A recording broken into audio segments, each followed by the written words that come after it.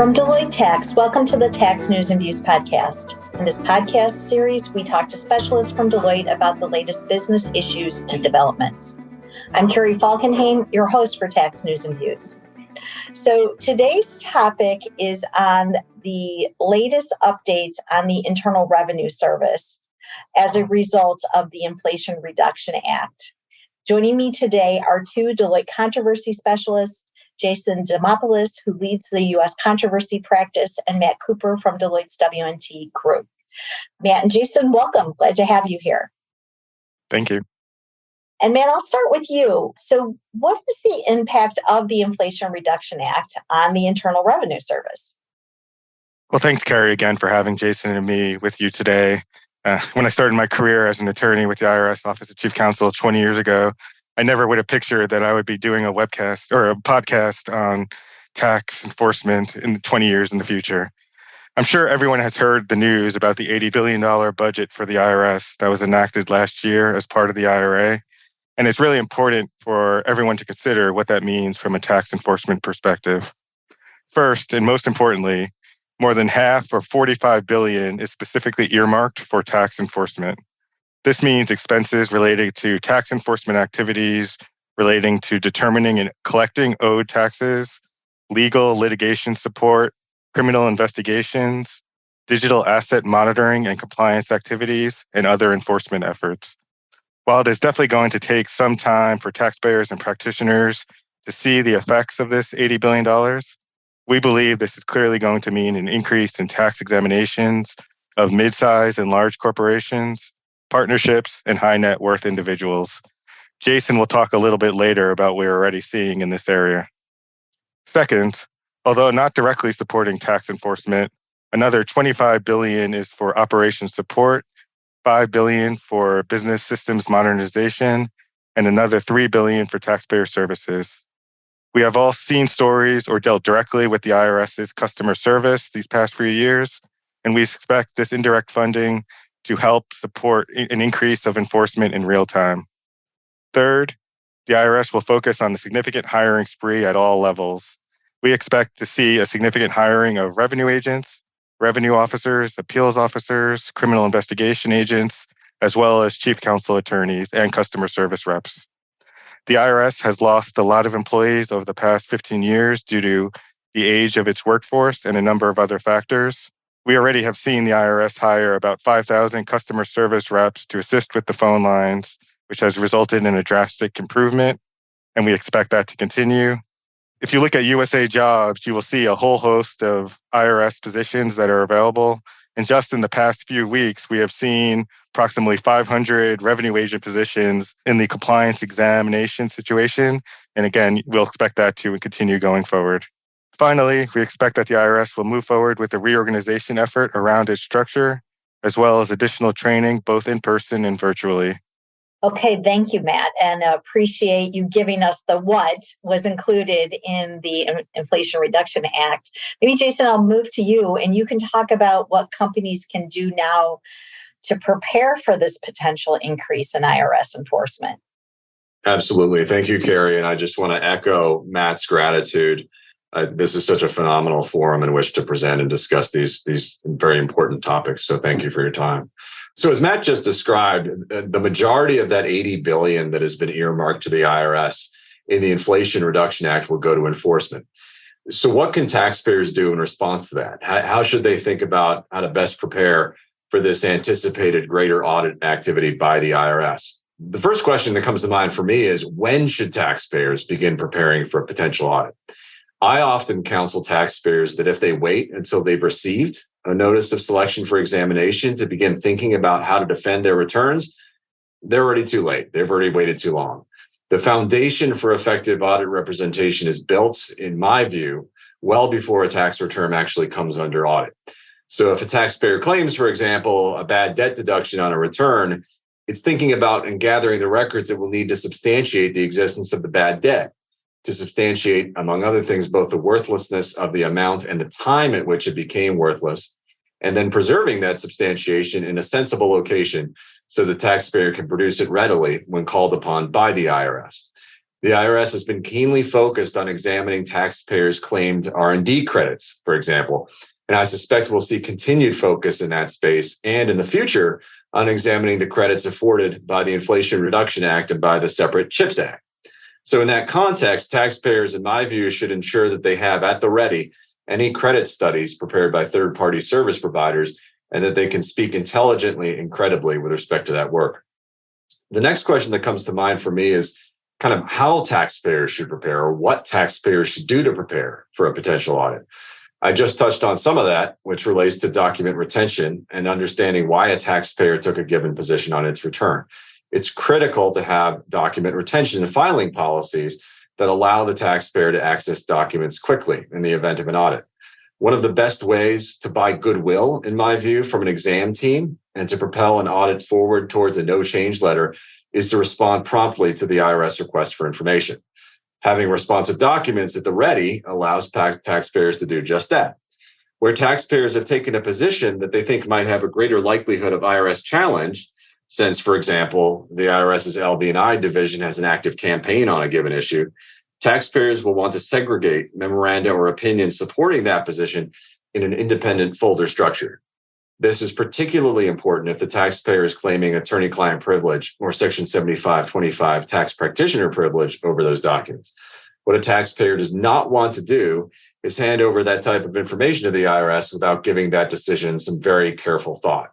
It may well make sense to hand over an otherwise privileged opinion under certain circumstances, say to establish reasonable reliance in defense to a proposed penalty, but that decision should be intentional. Taxpayers should label as privileged all relevant documents for which they may seek to claim privilege.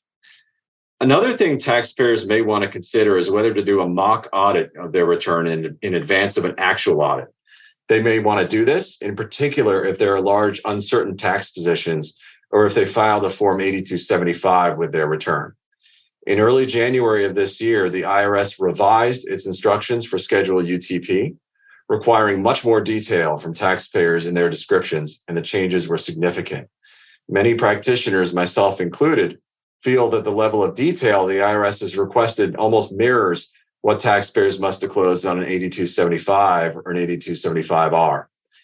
So that's the gist of it, and I'd encourage taxpayers to take some or all of those steps in preparing for greater IRS enforcement in the audit space, Carrie. Well, thank you, Jason. And so prepare in advance is a message I heard loud and clear. But what else should a company consider once they get that IRS exam notice? Great follow-up question. I touched on some of this already. For example, privileged documents and a taxpayer's decision as to whether to withhold a privileged document or not. But a big theme for me is proactivity and proactive exam management. My view is that reactive exam management, including, for example, simply tossing documents over the wall to IRS exam teams in response to IDRs, is generally unlikely to yield a taxpayer favorable result. I'm a big proponent of proactive exam management. So what does that mean? Well, what do I mean when I say proactive exam management? Well, it means to me, in part, telling your story throughout the audit, providing context and emphasizing facts that best support your theory of the case regarding a given issue. Taxpayers obviously have a legal and ethical obligation to turn over all responsive, non-privileged documents in response to an IRS request for those documents. But at the same time, taxpayers can also craft a truthful narrative to provide along with those documents to best support an espoused position on their returns. Where a taxpayer gets an opportunity to tell its story in response to an IDR, even where the IRS hasn't explicitly asked for it in a request for information necessarily, I'm just a huge fan of seizing those types of opportunities to tee off on the issue. That type of approach can save taxpayers valuable time and money, as exam teams may ask fewer questions about that issue going forward. An element of this, too, is that the more time and effort the IRS expends on examining an issue, I've found that it's harder for them not to propose an adjustment regarding that issue.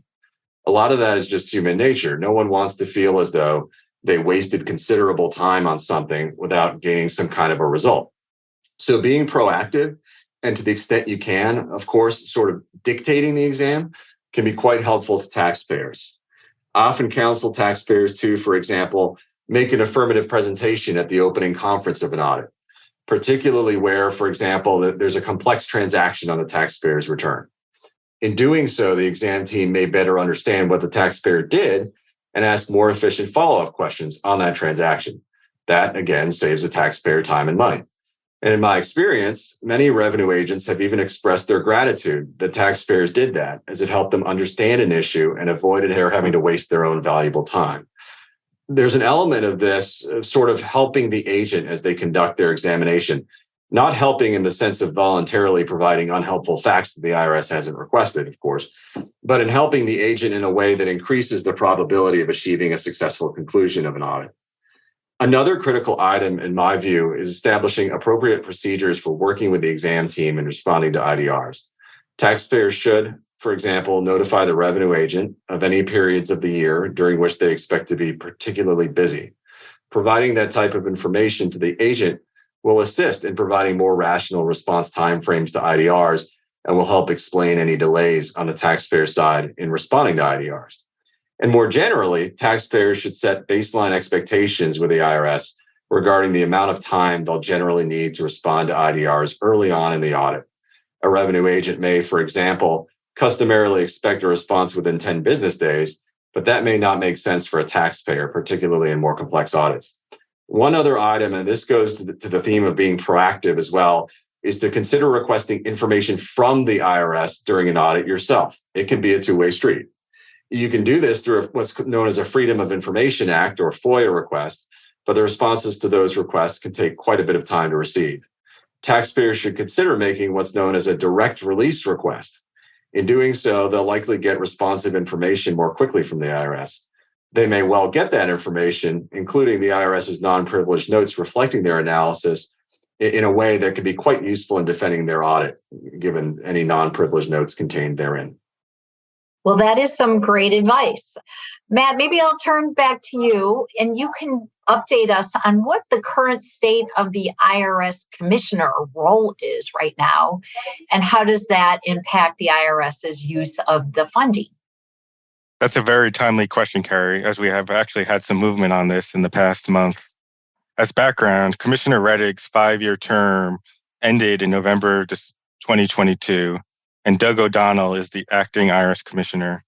Mr. O'Donnell is a longtime, well-respected IRS executive, and he was previously commissioner of the Large Business and International Division. President Biden has nominated Danny Werfel to be the new IRS commissioner. Mr. Werfel has significant government management and budget experience, and he actually briefly served as IRS acting commissioner for a short period in 2013 when the IRS was dealing with congressional scrutiny of its review of tax-exempt groups.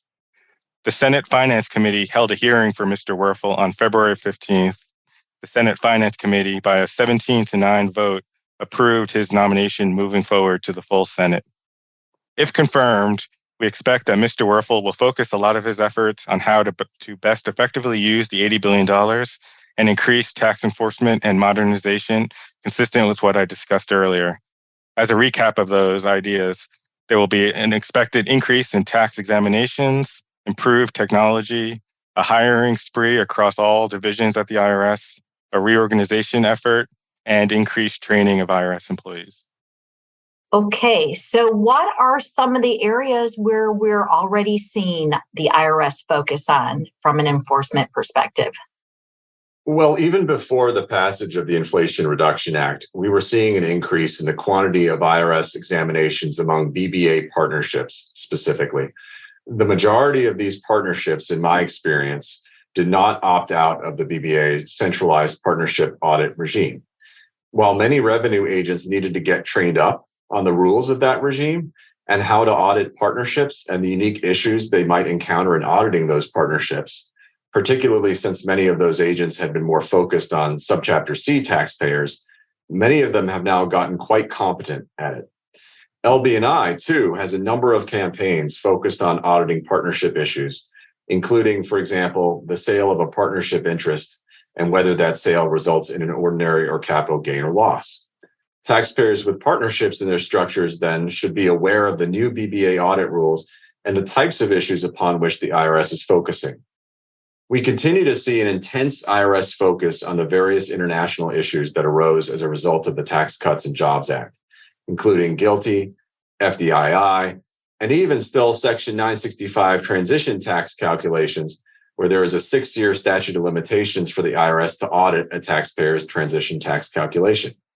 And of course, there continues to be a material focus on transfer pricing, where the government is increasingly emboldened by some perceived wins in court.